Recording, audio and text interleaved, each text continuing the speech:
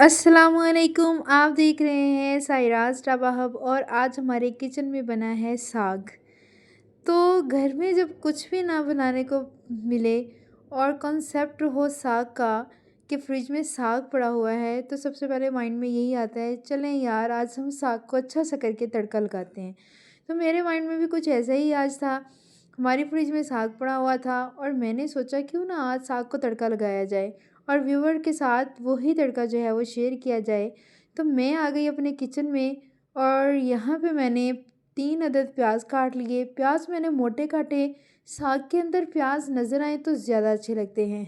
और उधर मैंने लहसुन के लीव्स काट लिए थे और क्योंकि ये साग में बहुत अच्छे लगते हैं। यहाँ पे मैंने 1.5 कप ऑयल लिया। ऑयल में मैंने प्याज जो है वो इनको मैंने डाल दिया, इनका कलर चेंज होने के लिए। तकरीबन 3 से 4 मिनट में ये लेगा और इस जो है इसका कलर फ़ाइन आ जाएगा इंशाअल्लाह। सो हमारे पास प्याज जो है वो इनको तड़का लग रहा है। ये देखें कितना अच्छा कलर आ गया है। साग में हमेशा प्याज जो है वो मोटे ही अच्छे लगते हैं। अब मैंने इसमें ग्रीन चिलीज़ भी ऐड कर दी हैं। यहाँ पे मेरे पास अदरक पड़ा हुआ था, ये फ्रीज़ पड़ा हुआ था, लहसुन भी फ्रीज़ पड़ा हुआ था और मैंने इसमें जो है वो मज़ीद जो है ग्रीन चिलीज़ चॉपर में चॉप करके थोड़ी सी डाल दी हैं। कुछ मैंने वैसे ही मोटी मोटी काट के डाल दी थी और कुछ मैंने चॉप करके डाल दी हैं। सो यहाँ पे हम स्पाइसेस ऐड करेंगे। स्पाइसेस में मैंने रेड चिली ऐड की है, यहाँ पे हल्दी ऐड की है, नमक ऐड किया है और धनिया पाउडर भी ऐड किया है। यहाँ पे साग में तकरीबन इतने ही स्पाइसेस जाते हैं, इससे ज़्यादा स्पाइसेस नहीं जाते क्योंकि साग जो है ये सिंपल ही अच्छा लगता है, बहुत स्पाइसी अच्छा नहीं लगता।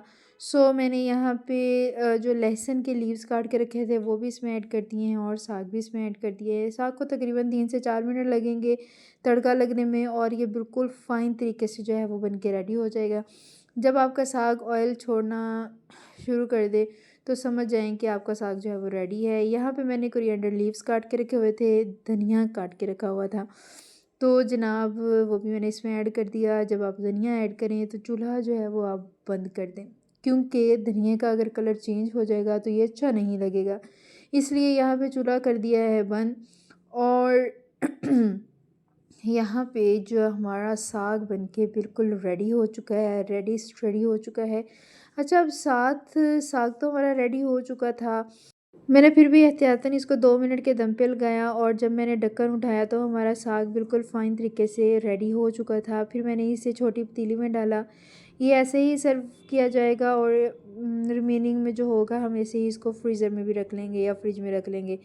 साग रेडी हो चुका था जनाब। मैंने कहा यहाँ पे मैं थोड़े से फुलके भी रेडी कर लूँ, तो मैंने यहाँ पे रोटियाँ बनाना शुरू कर दी हैं।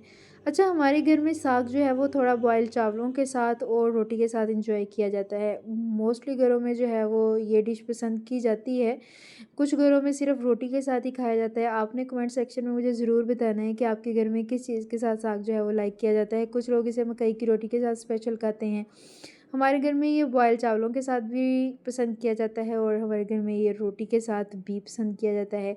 सो ये बहुत डिलीशियस लगता है। न्यू जनरेशन तो शायद ही सब पसंद ना करे, लेकिन हमारे घर के जो बुज़ुर्ग हैं वो इसे बहुत पसंद करते हैं। अगर मक्खन ताज़ा बना हो तो फिर साग के ऊपर डालकर खाने का मज़ा ही कुछ और है। सो ये बहुत डिलीशियस बना है। आप देख सकते हैं मक्खन इसके ऊपर कैसे नज़र आ रहा है। वेरी गुड, बहुत मज़ा आ रहा है इसको देख के ही। सो आप भी इंजॉय ज़रूर कीजिएगा। दुआओं में याद रखिएगा। अल्लाह हाफ़िज़।